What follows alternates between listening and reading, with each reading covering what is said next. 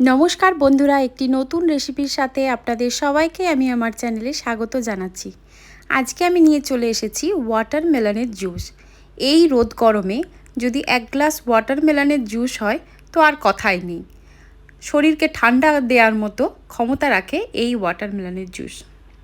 তো চলুন দেখে নিই আজকের রেসিপি ওয়াটারমেলনের জুস। তো প্রথমেই আমি ওয়াটারমেলনটা কাটার জন্য বোর্ডটা নিয়ে নিলাম আর একটি বড় সাইজের ওয়াটারমেলন নিয়ে নিয়েছি। এটাকে আমি ফ্রিজে রেখেছিলাম, তো ফ্রিজ থেকে বের করে একটু পরিষ্কার করে নিয়েছি। এবার এটিকে আমি কেটে নেব। যেহেতু ওয়াটারমেলনটা একটু বড় সাইজের, সেজন্য এটার আমি অর্ধেকটা ইউজ করব। প্রথমে আমি দুটি টুকরোতে ভাগ করে দিচ্ছি।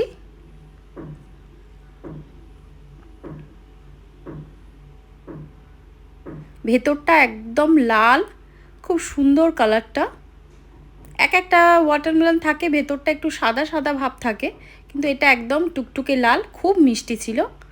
এতে সুগার অ্যাড করা হয়েছে, কিন্তু খুবই অল্প পরিমাণে সুগার অ্যাড করেছি। আপনারা চাইলে সুগারটাকে স্কিপও করতে পারেন। এবার এক একটা স্লাইস কেটে নিব। ভেতরের এই লাল অংশটিকে বের করে নিচ্ছি।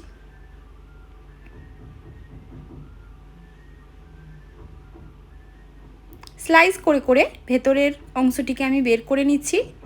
আর এই যে বাইরের অংশটি, এটা দিয়েও অনেকে সবজি বানায়।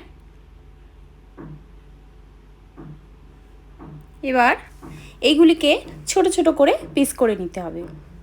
তো বন্ধুরা, যদি আপনারা আমার চ্যানেলে নতুন বন্ধু হয়ে থাকেন, অবশ্যই চ্যানেলটিকে সাবস্ক্রাইব করে রাখার জন্য অনুরোধ রইল। আর এই চ্যানেলে আমি রেসিপি সংক্রান্ত সব ভিডিও দিয়ে থাকি। তো এইভাবে আমি ছোট ছোট করে কুচিয়ে নিচ্ছি। একটু ছোট করে পিস করে নিলে মিক্সিতে খুব তাড়াতাড়ি এটা গ্রাইন্ড হয়ে যায়, তো সেজন্য আমি খুব ছোট ছোট করে টুকরো করে নিচ্ছি। এবার এগুলিকে মিক্সার গ্রাইন্ডারে দিয়ে দেব। আর এর মধ্যে আপনারা চাইলে সুগার আর সল্টটা অ্যাড করে নিতে পারেন। আমি প্রথমবার এমনি এটিকে ঘুরিয়ে নিয়েছিলাম, আর সেকেন্ড টাইম যখন করেছিলাম তার মধ্যে আমি সুগারটাকে পরিমাণ মতো সুগার আর সল্টটাকে দিয়ে আমি এটিকে মিক্স করে নিয়েছিলাম। এবার এটিকে আমি ছেঁকে নিচ্ছি। এবার আমার জুস তৈরি হয়ে গেছে। এবার আমি এই রকম দুটো গ্লাস নিয়ে নিচ্ছি জুস খাবার। তো সেই গ্লাসগুলির মধ্যে আমি এই জুসটিকে পরিবেশন করব। গ্লাসগুলির মধ্যে আমি জুসটিকে দিয়ে দেব, সেজন্য আমি জুসটি নিয়ে নিচ্ছি। তো জুসটি পরিবেশন করার আগে অবশ্যই আপনারা টেস্ট করে দেখবেন সুগার আর সল্টের পরিমাণটা পরিমিত আছে কিনা। তো আপনারা চাইলে এর মধ্যে হালকা মিন্ট লিফও কুচি করে দিতে পারেন। তো যেহেতু আমি এটা মোহিতো বানাচ্ছি না, আমি এটা ওয়াটারমেলন জুস বানিয়েছি, সেটার জন্য আমি ওটাকে স্কিপ করলাম। তো এইভাবে জুসটিকে দিয়ে দেব কাচের গ্লাসের মধ্যে। শরীরকে ঠান্ডা করার জন্য একদম উপযুক্ত একটি জুস, হেলদি। আর ছোট ছোট বাচ্চাদেরও এই জুসটা যদি তৈরি করে দেন এই গরমেতে, তারাও খুব খুশি হয়। ওয়াটারমেলনটা বাচ্চারা খুবই পছন্দ করে, আর অতিরিক্ত সিডের কারণে বাচ্চারা এটাকে খেতে পারে না। যদি এইভাবে জুস বানিয়ে দেয়া হয় তো বাড়ির কচিকাচারাও খুবই খুশি হয়। তো এইভাবে সেকেন্ড গ্লাসটাও আমি ভরে নিচ্ছি। এবার এই গ্লাস দুটি আমার ভরা হয়ে গেছে। এর ওপরে একটা ওয়াটারমেলনের তিকোনা করে কেটে এটিকে ওপরে দিয়ে দিচ্ছি সাজিয়ে দেওয়ার জন্য।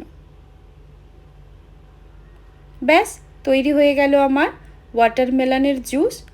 তো এই গরমে ঠান্ডা ঠান্ডা ওয়াটারমেলনের জুস উপভোগ করুন। আর এর মধ্যে আমি দিয়ে দিচ্ছি আইস। দুটি আইস আমি দিলাম, দুটি গ্লাসের জন্য 4টি আইস দিয়েছি। তো বেশি আইস ব্যবহার করব না, যেহেতু জুসটা আমার এমনিই ঠান্ডা। তো শরীর ঠান্ডা করার জন্য সুন্দর একটি জুস তৈরি। আপনারা এটা ইফতারেও ব্যবহার করতে পারেন। আর সন্ধ্যার সময়ে বানিয়ে বাড়ির সবাই মিলে এনজয় করুন। তো আশা করি রেসিপিটা আপনাদের কাছে ভালো লেগেছে। যদি ভালো লাগে অবশ্যই চ্যানেলটিকে সাবস্ক্রাইব করে রাখার জন্য অনুরোধ রইল। আবার আসবো নতুন কোনো রেসিপির সাথে। ততক্ষণ সুস্থ থাকবেন, ভালো থাকবেন আর সবাইকেই ভালো রাখবেন।